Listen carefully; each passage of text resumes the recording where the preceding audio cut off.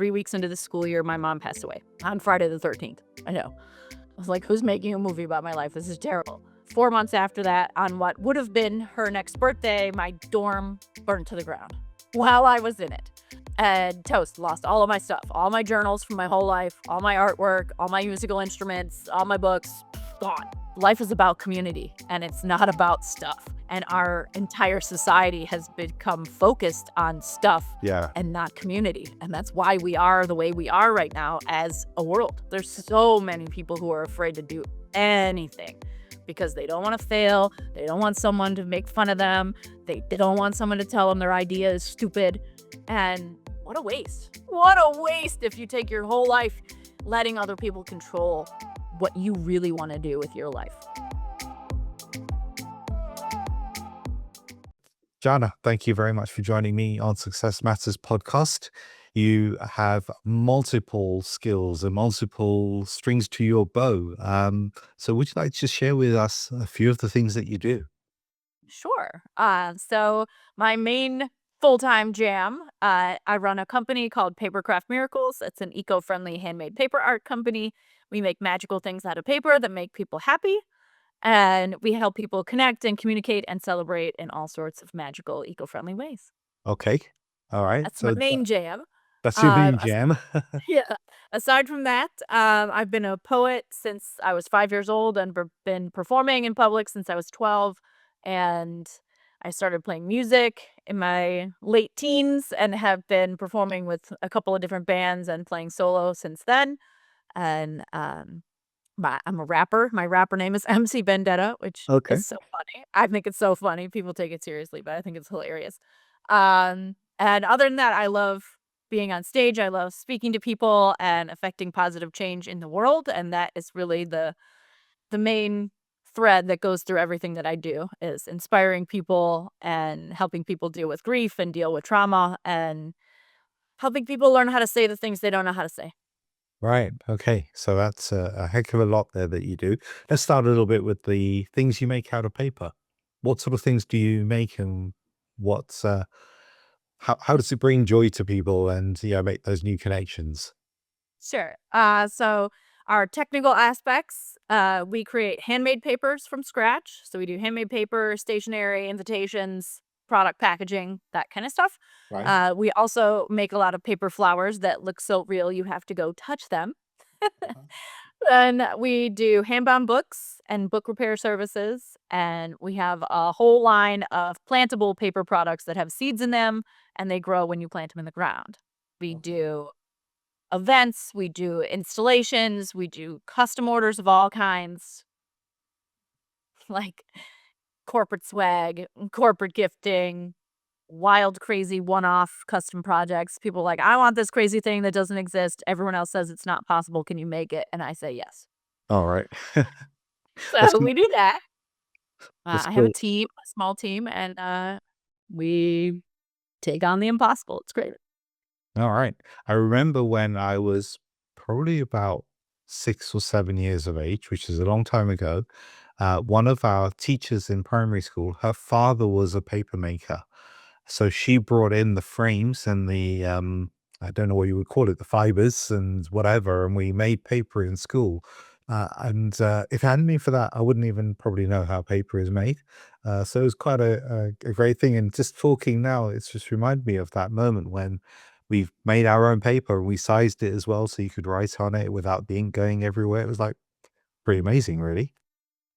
Yeah, I love it. I mean, paper is really such a cool medium in general because it's Mhm. so flexible, it's so versatile. You can do so many things with it, and you can incorporate it into other projects. You can, custom make it for a specific purpose, and the variety of different paper art that exists. I mean, there's origami, there's paper cutting, there's paper folding, there's sculpture, there's, Mm.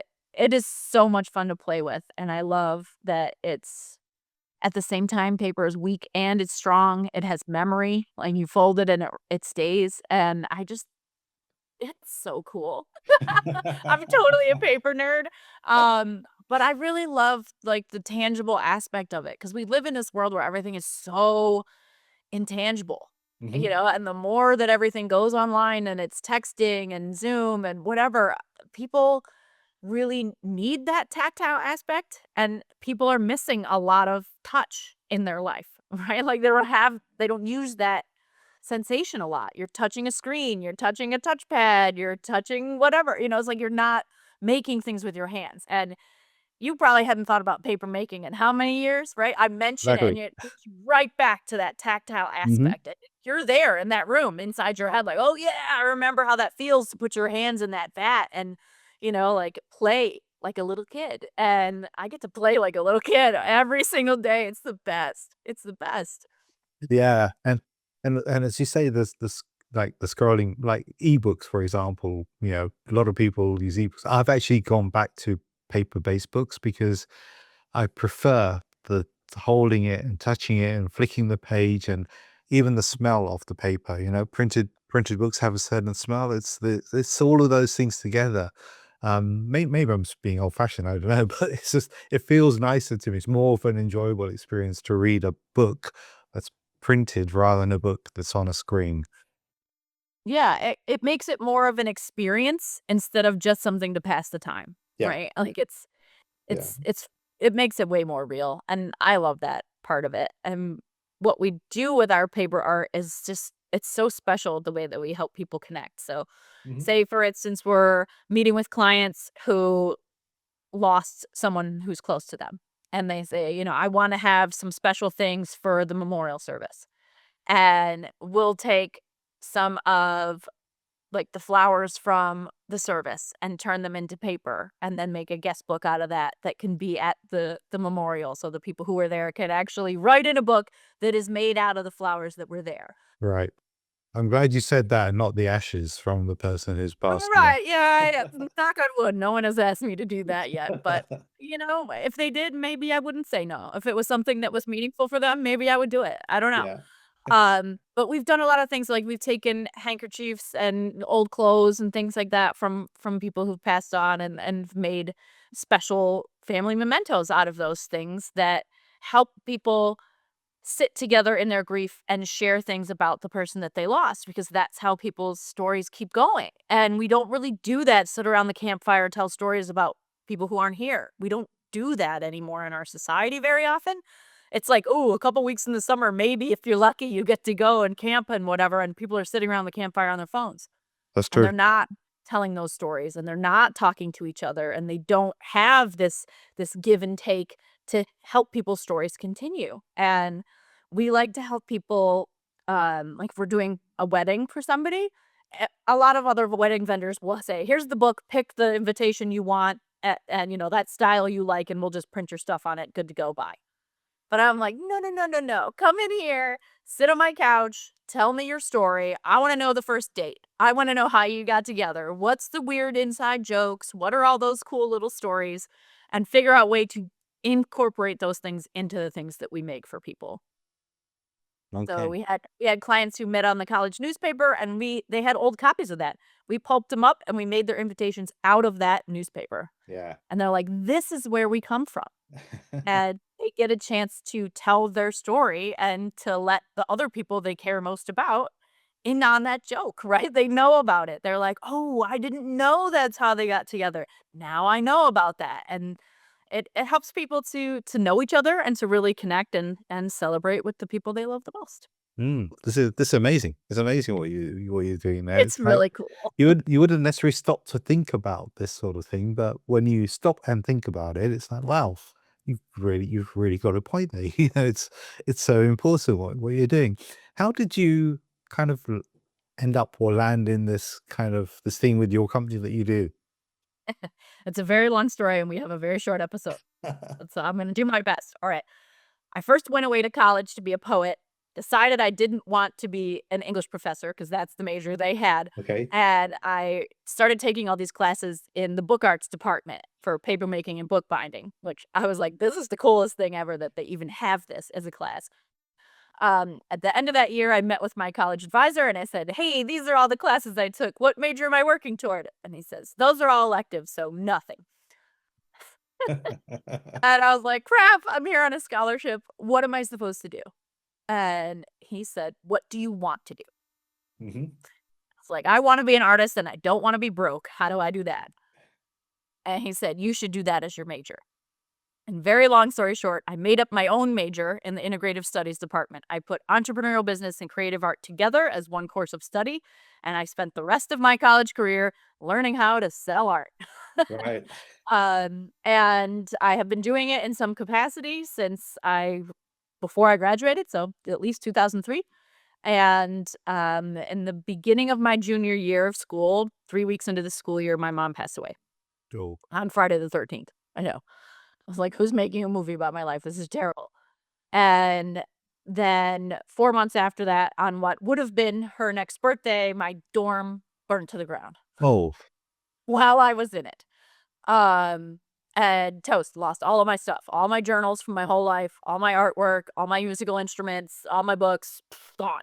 Wow. Toast. Who cares about the clothes? But the clothes, yeah, those two. Everything. Um, and it was in the wake of all that grief and trauma that I went into the art studio and I started making all of these artist books where the form and the design and the illustrations and the materials and how it feels when you open it and what it sounds like when you open it. They all work together to make looking at a piece of art a full body experience. Yeah. And I had made all these books about overcoming grief and sharing stories about my mom and our relationship and what she had taught me and teaching other people that it's not about stuff. And and it didn't matter.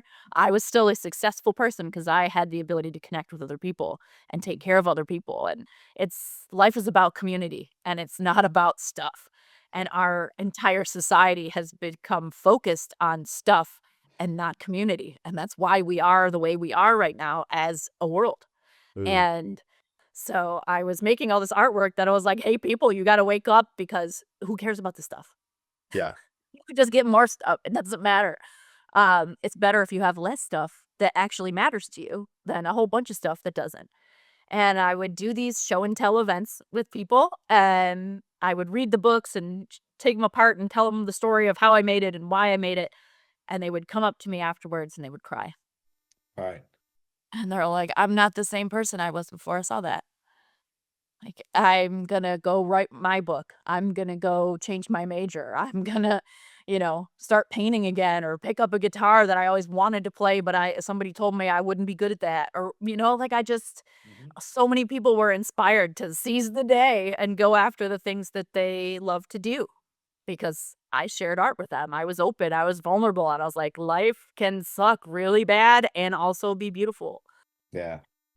And after I saw that I could do that with my art, I was like, making it healed me, but sharing it with other people healed other people. And I was like, that's the jam right there. I'm going to do that every single day, as often as possible, and as intentionally as possible. And that's why the business is called Papercraft Miracles, because making this art saved me when I literally had nothing. That's a beautiful story. Yeah. I mean, I know you've given us the condensed version of it because we've not That's had the that much super time. short But version. that's a beautiful story, and it's so they say find your passion, right? And they say do things with meaning, and you've just combined the two together so well and succinctly. And as you were talking about your college, I was reminded of Steve Jobs. He said that he kind of dropped out of college, but he was still in college. He was going to all these other classes that weren't part of his major. And if he had not gone to the typography class, then he wouldn't have thought about how the Mac is designed and how the fonts look on that and all of those elements. And so who knows what all these experiences bring to us, right? And so what you did there, it's pretty amazing, really. Yeah, I mean, I really got hooked on how one single interaction can change the way that somebody else operates in their life for the whole rest of their life. Yeah. Like one moment can change your whole life. And you never know when that's going to be. And you might never know when you did it for somebody else. Like they might never tell you that that thing you said that one time in line at the grocery store is the reason they changed their career. Like you might not ever know that. Yeah. But knowing that that's possible, it makes you less afraid to reach out to strangers and to have these random conversations with people and sign up for Podpalooza and go do 10 conversations in one day. And, tell people about the things that really truly matter to you, because there's so many people who are afraid to do anything because they don't want to fail. They don't want someone to make fun of them. They don't want someone to tell them their idea is stupid. And what a waste, right? Yeah. Like, what a waste if you take your whole life letting other people control what you really want to do with your life Ah, because you're yeah. afraid of what they might say. Who cares? Who cares what they say? Do what makes you happy, Yeah, Life's short. absolutely. You're speaking to my heart there, because that's exactly why I set up Success Matters, because the whole thing about what we see in the media of success is stuff, right? It's stuff. It's fancy car, the fancy jewelry, whatever, but none of that really matters. It's that human connection that matters. And so for those that might be thinking, well, I don't either I haven't got the wherewithal or the means to get that stuff, so I'm kinda like checking out, or I know there's more to life than that stuff. Success Matters is I want people to listen into a conversation like this one we're having now and take some inspiration from it and just think to themselves, "Actually, I could be doing what, Janna's just doing right now, making things out of paper and really explaining it and changing people's lives out of that, because who'd have thought that you could do that just for a bit of paper?" Exactly, and, it's not even about the paper, it's about the connection, Yeah. right? Yes, that's my vehicle to do it. Other people, it might be music. Somebody else, it might be life coaching. Like whatever that thing is that you're thinking about in the back of your head while laying in bed at night saying, "Oh, I wish someday I want to do this." That's your thing, right? Like, don't make someday so far away because you might not ever have a someday. Yeah, You might wake up at 4 o'clock in the morning and your house will be on fire. as you Could happen found. any day. I was 20 years old. Toast. All of that stuff was gone, and the older I get, the more I look back and think about how at that point in your life, especially, I hope that you have audience members who are younger people, because Yes. that time in your life between the beginning of high school and the end of college, it's like all the measures of success are all tangible material things. Mhm. I have an apartment, I have a car, I have a nice purse, I have a bike, I have a stereo, I have a brand new iPhone, right? Like I got all the things.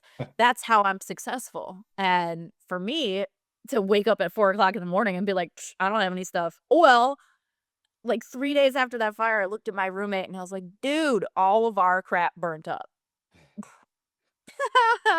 And I started laughing and she started laughing. And I'm like, we don't have any stuff. And it doesn't matter. Yeah.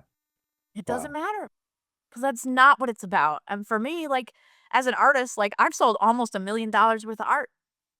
Am I a millionaire? No, because I pay other artists and I buy equipment and I have an amazing studio that's full of all of my favorite items to work with. And I have tons of materials. And I also get to go see my kid in the talent show whenever I want. Yeah. I get to take my kids to the beach every Friday in the summer because I want to. Mm. Like, what does success mean to you? To me, I get to go to work when I want to. That's success. Like, I get to be excited about the work that I do. I am so fulfilled by being at work, and it gives me so much joy to see my kids come into my studio and they see their parent fully immersed in something that is just so joyful for me. And then there's so many people in my life who show up for me when I say, "Hey, I'm working on this big project. I need a whole bunch of people to come and help us make it." People show up. Mm. And it reminds me so much of, like, being a kid and my mom would take us to church. Like, I'm not a super religious person, but I'm definitely woo-woo. My mom was very religious and very spiritual, but not pushy about it. And she would bring us to church, and we'd come back after the service, and she would say, "So, what do you think about the sermon?" And, we were kind of a bunch of punk-ass kids who were like, I don't know, whatever." And she would pull out all these different religious books, and she would open them all and say, "Look, it's the same story in every single one. They just changed the names." Yeah. It's like, really, all basic religions, all basic ways of thought. At the core of it, it's all the same. Mm. Be kind, take care of each other. That's Yeah, it. exactly. Share what you have. That's it. And anyone who thinks there's more than that, if you're super scientific and not at all spiritual, energy is never created or destroyed. It changes from one form to another, to another, to Mhm. another. We are all the same things. Energy. We're all the same energy at the end of the Exactly. day. And So the that's the energy thing. that's making me live right now has made millions and millions of other things live. Some plants, some flowers, animals, people I knew, people I didn't know. Yeah. Like the sky, the stars, it's all made out of the same stuff. Mm. And So I have a tradition in my podcast that I asked the previous guest for a question for my next guest. My last guest, well, you've answered this. My last guest said, "How does your business connect to your why?" how does my business not connect to my Yeah. why?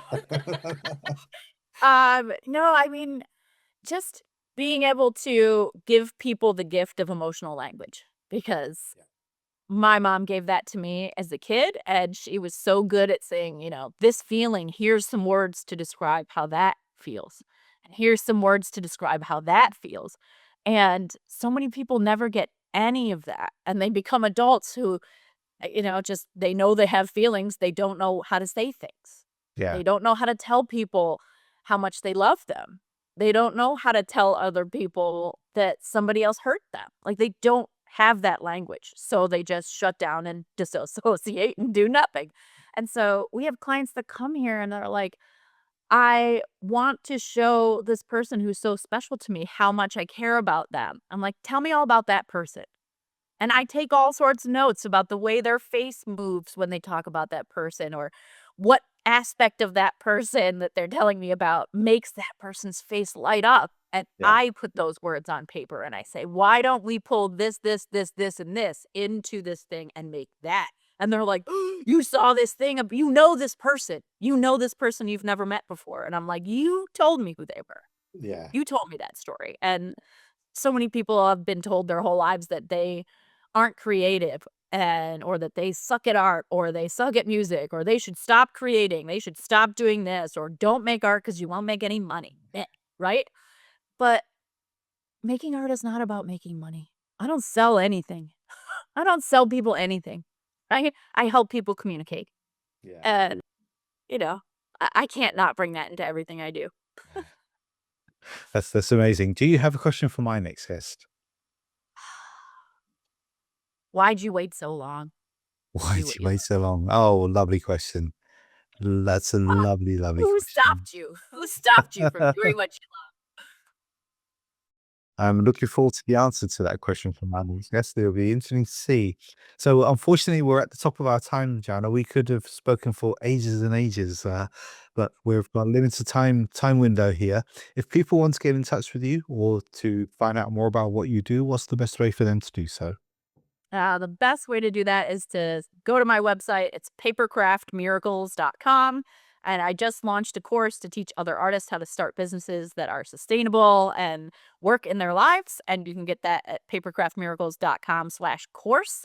And a portion of the proceeds of that whole course for perpetuity, we created a fund called the Mama Birdie Childcare Fund to provide childcare at professional development events so that more moms can go and learn how to be leaders, because when women lead, the whole world wins.